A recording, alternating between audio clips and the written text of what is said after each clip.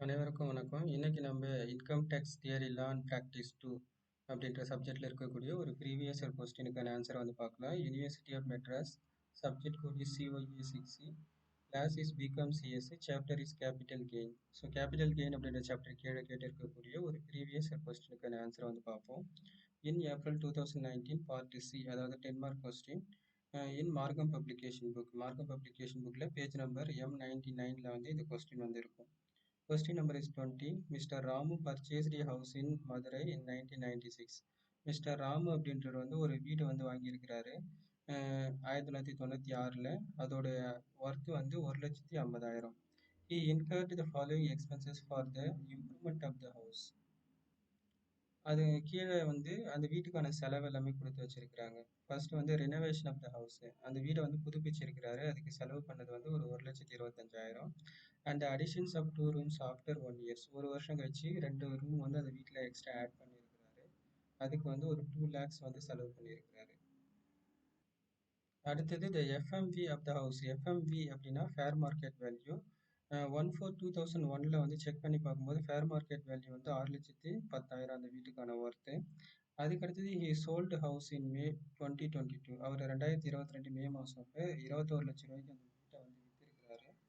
அதுக்கடுத்தது he purchased another house. அந்த வீடை விற்ற காசு 21 லட்சத்தை வச்சுட்டு இன்னொரு வந்து வீடு வாங்குறாரு. He purchased another property, house property within 2 months, 2 மாதத்துக்குள்ள. அப்போ அந்த புதுசாக வாங்கின வீடு வந்து ஒரு 3 லட்சம் ரூபா அதுக்கான ரேட்டு.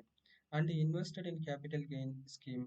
இந்த 21 லட்சத்தில் வந்திருக்கக்கூடிய லாபத்திலிருந்து 3 லட்ச ரூபா வச்சு ஒரு புதுசாக ஒரு வீடு வாங்கியிருக்கிறார் 2 மாதத்துக்குள்ள. அதுக்கப்புறமேட்டு கேபிட்டல் கெயின் அக்கௌண்ட்ஸ் அப்படின்னு சொல்லிட்டு இது வந்து பேங்க்ல வந்து ஓப்பன் பண்ணிக்கலாம் இந்த ஸ்கீமு. இந்த ஸ்கீமில் வந்து நம்ம இன்வெஸ்ட் பண்ணி வச்சுக்கலாம் ஒரு 3 வருஷத்துக்கு. அப்போ இதுக்கு வந்து எக்ஸம்ஷன் வந்து அப்ளை ஆகும். இதில் வந்து ஒரு 50,000 ரூபாய் இந்த ஸ்கீமில் வந்து அவர் போட்டு வச்சிருக்கிறாரு வீடு வித்த காசு எடுத்து. அதுக்கு அடுத்தது calculate the taxable capital gain for the previous year. So இதை இருக்கக்கூடிய இன்ஃபர்மேஷனை பேஸ் பண்ணி மிஸ்டர் ராமுவோட கேபிட்டல் கெயின் வந்து எவ்வளோ அப்படின்றத பார்ப்போம். இப்போ நமக்கு வந்து கேபிட்டல் கெயின் அப்படின்னு நீங்கள் நம்ம பார்க்கும்போதே தெரிஞ்சிருச்சு. வீடு வந்து வாங்கியிருக்கிறது 96ல், வித்தது வந்து 2022ல். அப்போது more then 3 months, sorry 3 years. In case of 36 months அப்படின்னா மூவபிள் ப்ராப்பர்ட்டிக்கு வந்துடும்.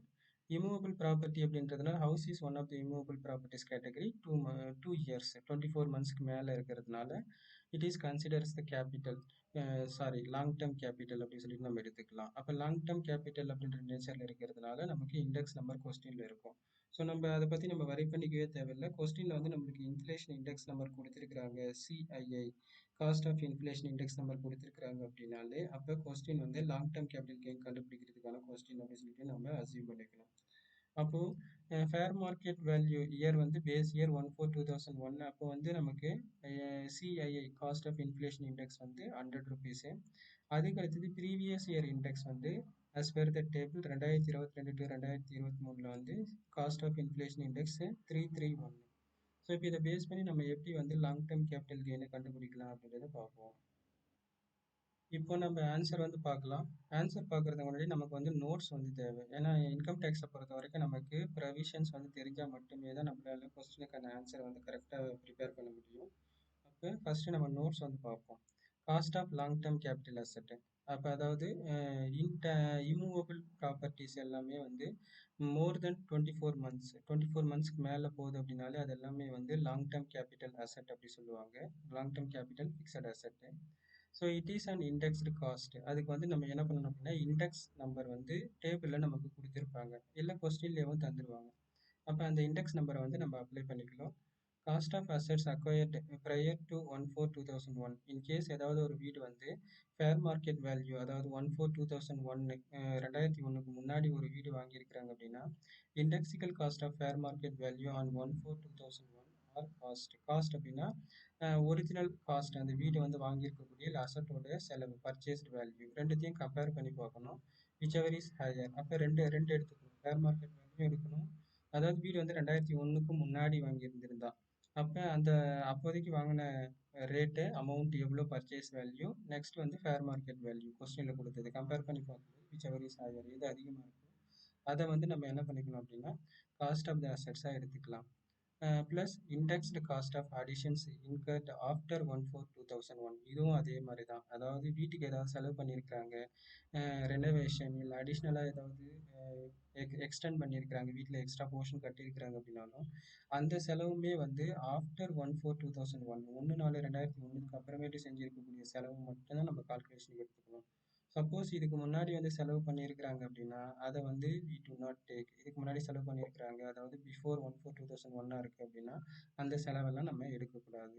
இது வந்து ஃபர்ஸ்ட் நோட்ஸ்.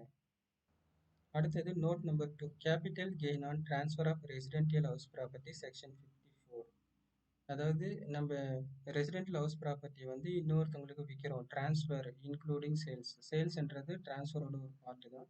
அப்போ நம்ம கிட்ட இருந்து இன்னொருத்தவங்களுக்கு நம்ம வீட்டை விற்கிறோம் அப்படின்னா இதுக்கும் வந்து எக்ஸம்ஷன் இருக்கும். இதுக்கு வந்து பார்த்தீங்கன்னா எக்ஸம்ஷன் அண்டர் செக்ஷன் 54ல் வந்து அப்ளை ஆகும். இந்த எக்ஸம்ஷன் வந்து செக்ஷன் வந்து only for individual and Hindu undivided family. So amount of exemption எவ்வளோ வந்து எக்ஸம்ஷன் ஆகும் அப்படின்னு பார்த்தோம்னா, the capital gain is exempted to the extent of cost of new residential house acquired. அதாவது பழைய வீட்டை விற்று அந்த காசை எடுத்து வித்தின் 1 இயருக்குள்ள என்ன பண்ணிட்டோம் அப்படின்னா இன்னொரு வீட்டை வாங்கியிருக்கிறோம். அது வந்து என்னது வித்த காசுல இருந்து கொஞ்சம் காசு எடுத்து நம்ம வாங்கியிருக்கிறோம் அப்படின்னா எவ்வளோ காசு கொடுத்து புதுசாக ஒரு வீடு வாங்கியிருக்கிறோமோ அதே சேம் நேச்சர் ஆஃப் அசெட் தான். அதாவது ரெசிடென்டியல் ஹவுஸை வந்து வித்திருக்கிறாங்க, அந்த காசை எடுத்து நியூ ரெசிடென்டியல் ஹவுஸை வாங்கியிருக்கிறாங்க. அப்போ எவ்வளோ அமௌண்ட் வந்து வித்த காசுல இருந்து எடுத்து வாங்கியிருக்கிறாங்களோ அந்த அமௌண்ட்டை எக்ஸம்ஷனாக கழிச்சுக்கலாம். If the whole capital gain is reinvested in the new house. In case வந்து ஒரு 20 லட்ச ரூபாய்க்கு லாபம் வந்திருக்குன்னு வச்சுக்கோங்க, அந்த 20 லட்ச ரூபா எடுத்து புதுசாக இன்னொரு வீடு வாங்கியிருக்கிறாங்க அப்படின்னா it is fully exempt from the tax. அப்போ அந்த 20 லட்சமே நம்ம எக்ஸம்ஷனாகவே எடுத்துக்க வேண்டியது தான். இல்லை கம்மியாக செலவு பண்ணியிருக்கிறாங்கன்னா எவ்வளோ ஆக்சுவலாக புது வீடு வாங்குறதுக்கு செலவு பண்ணியிருக்கிறாங்களோ அதை மட்டும் நம்ம கழிச்சிட்டு மிச்சம் இருக்கிறது டேக்ஸுக்கு போகும். If only part is reinvested. In case வந்து ஒரு 20 லட்ச ரூபாயில் 10 லட்ச ரூபா மட்டும் செலவு பண்ணி புதுசாக வாங்கியிருக்கிறாங்க, ஒரு 10 லட்ச ரூபா செலவு பண்ணாமல் கையில் அப்படியே வச்சிருக்கிறாங்க, அப்போ அந்த செலவு பண்ணாமல் ரீஇன்வெஸ்ட் பண்ணாமல் இருக்கக்கூடிய அமௌண்ட் வந்து என்ன ஆகும் அப்படின்னா டேக்ஸுக்கு போயிடும். அப்போ செலவு பண்ணது மட்டும்தான் என்னது டேக்ஸ் வர எக்ஸம்ஷன் ஆகிடும். 10 லட்ச ரூபா அப்போ எக்ஸம்ஷனாக கழிச்சிக்கலாம், மிச்சம் இருக்கக்கூடிய 10 லட்ச ரூபாய்க்கு நம்ம கேபிட்டல் கெயின் டேக்ஸ் வந்து பே பண்ணி ஆகணும். Where the amount is spent partly on purchase of the house and partly on further construction, the exemption is available in respect of both the amount. In case என்ன பண்ணிடுறோம் அப்படின்னா இந்த 20 லட்ச ரூபா நம்ம பழைய வீட்டை விற்ற காசுலேருந்து 10 லட்ச ரூபாய்க்கு ஒரு புதுசாக ஒரு வீடு வாங்கிட்டோம், இன்னொரு 10 லட்ச ரூபாய்க்கு புதுசாக ஒரு வீடை வந்து இடம் வாங்கி வீடு கட்டிட்டு இருக்கிறோம் அப்படின்னு வச்சுக்கோங்க. அப்போ அந்த ரெண்டுத்துக்குமே வந்து ஆனால் 20 லட்ச ரூபா வந்து ரெண்டுத்துக்குமே செலவாயிருக்கு அப்படின்னா அது ரெண்டுமே வந்து எக்ஸம்ஷனாக நம்ம எடுத்துக்கலாம். அப்போ அந்த 20 லட்ச ரூபா நம்ம எக்ஸம்ஷனாக கழிச்சிக்கலாம் அண்டர் செக்ஷன் 54ல். அப்போ செக்ஷன் 54 அப்படின்றது வந்து எதுக்காக, இது வந்து இந்த exemption for residential house only for individual and undivided ஃபேமிலிக்கு அப்ளை ஆகக்கூடியது. அது மட்டும் இல்லாமல் deposit under capital gain account scheme, இது வந்து என்ன அப்படின்னா ஜஸ்ட் வந்து ஒரு அக்கௌண்ட் மாதிரி, சேவிங்ஸ் அக்கௌண்ட் மாதிரி. இந்த அக்கௌண்ட் ஓப்பன் பண்ணிட்டு நம்ம வீட்டை விற்று பழைய வீட்டை விற்று அந்த காசை வந்து உடனே புது வீடு வாங்குறதுக்கோ இல்லை புதுசாக கன்ஸ்ட்ரக்ஷன் ஆரம்பிக்கிறதுக்கோ நம்மளுக்கு வந்து டைம் இல்லை, இல்லை அதுக்கு வந்து நம்ம இது இந்த காசு எடுத்துட்டு வந்து இந்த அக்கௌண்ட் ஸ்கீம்ல நம்ம டெபாசிட் பண்ணிட்டோம் அப்படின்னா ஒரு 3 இயர்ஸ் வரைக்கும் நம்ம அந்த அமௌண்ட் வந்து எவ்வளோ டெபாசிட் பண்ணியிருக்கிறோமோ அதை வந்து நம்ம எக்ஸம்ஷனாக கழிச்சிக்கலாம். அதை தான் இங்கே சொல்ல வராங்க. So where the amount of capital gain is not utilised by the assessee for acquisition of the house before the due date of the furnishing the return of income. In case வந்து tax வந்து deadline வந்துடுச்சு, அடுத்த மாதம் கட்ட போகிறோம், ஆனால் நம்ம இப்போ தான் வீடு கட்டியிருக்கிறோம், ஒரு மாதத்துக்குள்ளே புதுசாக வந்து ஒரு வீடு வந்து வாங்க முடியல, அப்போ நம்ம என்ன பண்ணிக்கலாம் அப்படின்னா உடனே பேங்க்ல இந்த capital gain account scheme open பண்ணி அதில் அந்த காசு 20 லட்ச ரூபா போட்டு வச்சிட்டோம்னா அந்த 20 லட்ச ரூபாய் நம்ம எக்ஸம்ஷனாக கழிச்சிக்கலாம். அப்போ வித்தின் ஷார்ட் பீரியடில் நம்ம எப்படி வந்து டேக்ஸ் பே பண்ணுறதுலேருந்து தப்பிச்சிக்கலாம் அப்படின்றதுக்கான ஒரு concept. So it shall be deposited by him on or before the due date of filing the return of income. ஃபைனலாக வந்து நம்ம டேக்ஸ் பே பண்ணுறதுக்கான அந்த ஃபைலிங் டேட் வந்து நம்மளுக்கு சொல்கிறதுக்கு கால்ஃபர் பண்ணுறதுக்கு முன்னாடியே நமக்கு என்ன அப்போ தான் நம்ம அதை வந்து எக்ஸம்ஷனாக கழிக்க முடியும். இன்கேஸ் ஃபைலிங் டேட்டுக்கு அப்புறமேட்டு அந்த டியூ டேட்டுக்கு அப்புறமேட்டு நம்ம இந்த வேலையை பண்ணியிருக்கோம், டெபாசிட் பண்ணியிருக்கோம் அப்படின்னா அந்த அமௌண்ட் வந்து நம்ம எக்ஸம்ஷனாக கழிச்சிக்க முடியாது. And income of account open under the capital gain deposited account scheme. அதுக்கு அந்த அக்கௌண்ட்டோட நேம் வந்து கேபிட்டல் கெயின்ஸ் டெபாசிட்டட் அக்கௌண்ட் ஸ்கீம்னு சொல்லிட்டு. ஸோ அப்போ இதுக்கான செக்ஷன் வந்து 54(2). அப்போ இந்த ஸ்கீமில் நம்ம இன்வெஸ்ட் பண்ணியிருக்கிறோம் in any nationalised bank or IDBI. Nationalised bank அப்படின்னா அதாவது கமர்ஷியல் பேங்க்ஸ் எல்லாமே, எதெல்லாம் வந்து கவர்மெண்ட் பேங்க்ஸோ அதெல்லாமே நம்ம என்ன பண்ணிக்கலாம் அப்படின்னா இந்த ஸ்கீம் வந்து அப்போ அந்த பேங்க்ல வந்து நம்ம இது பண்ணிக்கலாம். அதுக்கு அடுத்தது இல்லை IDBI, industrial development bank of India. இந்த பேங்க்லேயே நம்ம என்ன பண்ணிக்கலாம் அப்படின்னா capital gain. So in case the amount already utilized for reinvesting in news together with the amount of deposit shall be deemed to be the cost of news. In case வந்து அதே same concept 20 லட்ச ரூபாய் எடுத்துப்போம். 20 லட்ச ரூபாயில் 10 லட்ச ரூபாய்க்கு என்ன பண்ணிட்டோம் அப்படின்னா உடனே ஒரு மாசத்துல வந்து ஒரு புதுசா ஒரு வீடை வாங்கிட்டோம். அதுவும் எக்ஸாம்ஷனா கழிச்சுக்கலாம். இன்கேஸ் 10 லட்ச ரூபா சும்மா இருக்கு, அப்ப அந்த 10 லட்ச ரூபாய் என்ன பண்ணிக்கணும் அப்படின்னா உடனே பேங்க்ல இது மாதிரி ஐடிபிஐலயோ நேஷனலைஸ்ட் பேங்க்லயோ அக்கௌண்ட் ஓப்பன் பண்ணி under the name of capital gain deposited account ஸ்கீம்ல ஓப்பன் பண்ணி நம்ம அந்த 10 லட்ச ரூபாயை டெபாசிட் பண்ணிட்டோம் அப்படின்னா இன்ஸ்டன்ட்டாக என்ன பண்ணிக்கலாம், ரெண்டு அமௌண்ட் 20 லட்ச ரூபாயும் ஃபுல்லி எக்ஸம்டட் ஆகிடும். அப்போ மொத்தமாக நம்ம எக்ஸம்ஷனாக கழிச்சிக்கலாம். அதுதான் இங்கே சொல்ல வராங்க. இப்போ நம்ம ஆன்சர் பார்க்கலாம். இப்போ தான் நம்ம ஆன்சர் பார்க்க போகிறோம். Computation of capital gains of mister Ramu for the assessment year 23 to 24. ஸோ இது ஸ்டேட்மெண்ட் ஃபார்மேட்டில் வந்து இருக்கும் particulars rupees inner column outer column create பண்ணிக்கலாம். ஃபர்ஸ்ட் ஹெட்லைன்ஸ் வந்து calculation or computation of capital gain of mister Ramu for the assessment year அப்படின்னு mention பண்ணிப்போம். இப்போ கொஸ்டினில் வந்து சேல்ஸ் கன்சிடரேஷன் ஹவுஸ் சோல்டு, அதாவது ரெசிடென்டியல் ஹவுஸை வந்து வித்தது வந்து ஒரிஜினல் அமௌண்ட் ஒன்று கொடுத்துருப்பாங்க, அதை நம்ம ஃபஸ்ட்டு எடுத்துக்கலாம். இப்போ கொஸ்டினில் பாருங்க, he sold the house in May 2022 for 21 lakhs. இது வந்து அப்போ என்னது, சேல்ஸ் கன்சிடரேஷன். அப்போ அந்த வீட்டை விற்று அந்த பணத்தை வாங்கியிருக்கிறாங்க, அதை நம்ம ஃபஸ்ட் எடுத்துப்போம். அப்போ ஃபர்ஸ்ட் நம்ம அவுட்டர் காலத்தில் மென்ஷன் பண்ணிக்கலாம். நெக்ஸ்ட் வந்து indexed cost of acquisition. Cost of acquisition அப்படின்னா purchase value of the house. அந்த வீடை வாங்கும்போது எவ்வளோ செலவு பண்ணியிருக்கிறாங்களோ அப்போ அந்த செலவை வந்து கழிச்சுக்கணும். அப்போ அது வந்து indexed. Long term capital gain அப்படின்னா அப்போ இண்டெக்ஸ் நம்பரை நம்ம அப்ளை பண்ணி தான் நம்ம கழிச்சுக்கணும்னு அர்த்தம். இப்போ இந்த கொஸ்டினை பொறுத்த வரைக்கும் காஸ்ட் ஆஃப் அக்விசிஷன், அதாவது நம்ம பர்ச்சேஸ் பண்ணும்போது வீடை வாங்கும்போது நம்ம எவ்வளோ அந்த வீட்டுக்காக அமௌண்ட் கொடுத்தோம், அப்போ ஒரிஜினல் ரேட் வந்து ஒன்று எடுத்துக்கணும். நெக்ஸ்ட் ஃபேர் மார்க்கெட் எடுத்துக்கணும். எதுக்காகனா இந்த கொஸ்டினில் வந்து வீடு வாங்கினது வந்து 1996 வாங்கியிருப்பாங்க.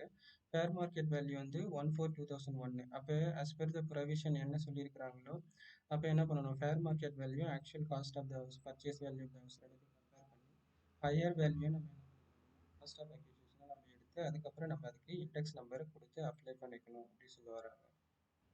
இப்போ கொஸ்டினில் வந்து பாருங்க, மிஸ்டர் ராம் பர்ச்சேஸ்டு ஹவுஸ், வீடு வாங்கினது வந்து 1996, அதாவது பிஃபோர் 1/4/2001. அப்போ அது 1,50,000, அதை எடுத்துப்போம்.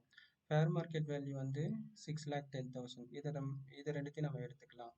அதுக்கு அடுத்தது வந்து காஸ்ட் ஆஃப் இன்ஃப்ளேஷன் இண்டெக்ஸ் 2001, அதாவது பேஸ் இண்டெக்ஸ் வந்து 100, அதை நம்ம எடுத்துக்கலாம். ப்ரீவியஸ் இயரோட இண்டெக்ஸ் வந்து 331, அதையும் நம்ம எடுத்துப்போம்.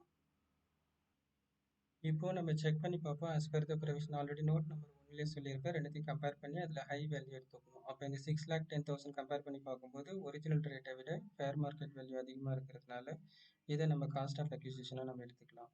நெக்ஸ்ட் இதுக்கு வந்து இண்டெக்ஸ் நம்பர் அப்ளை பண்ணிக்கணும். இதுக்கான ஃபார்முலா வந்து காஸ்ட் ஆஃப் அக்யூசிஷன். அப்போ 6,10,000 நம்ம எடுத்துக்கிறோம். Cost of inflation index of the year of sale, எந்த வருஷம், அப்போ சேல்ஸ் பண்ணும்போது என்ன இண்டெக்ஸ், அது லாஸ்ட் இயரோட இண்டெக்ஸ் நம்பர், அதை நம்ம நியூமரேட்டரில் மேலே மென்ஷன் பண்ணிக்கணும். Cost of inflation year of index year of original acquisition, அந்த வீடை வாங்கும்போது என்ன இண்டெக்ஸ் நம்பர். ஆக்சுவலாக வீடு வாங்கினது வந்து 2001க்கு முன்னாடி வாங்கினதுனால பேஸ் வந்து 100. 2001 என்ன கொடுத்துருக்காங்களோ அந்த 100 இண்டெக்ஸ் நம்பர் தான் வந்து வரும். அதுக்கு முன்னாடி என்ன இண்டெக்ஸ் நம்பர் கொடுத்தாலும் அது எடுக்கக்கூடாது. பேஸ் வந்து 100 தான். அப்போ இன்கேஸ் வந்து 2001க்கு அப்புறமேட்டு ஏதாவது வீடு வாங்கியிருக்கிறாங்கன்னா டிபெண்ட்ஸ் அப் அந்த இயரை பொறுத்து நமக்கு ரெஸ்பெக்டிவ் இண்டெக்ஸ் நம்பரை கொஸ்டின்லேயே தந்துடுவாங்க. இந்த கொஸ்டினை பொறுத்த வரைக்கும் பேஸ் இண்டெக்ஸ் எடுத்தால் மட்டும் போதும்.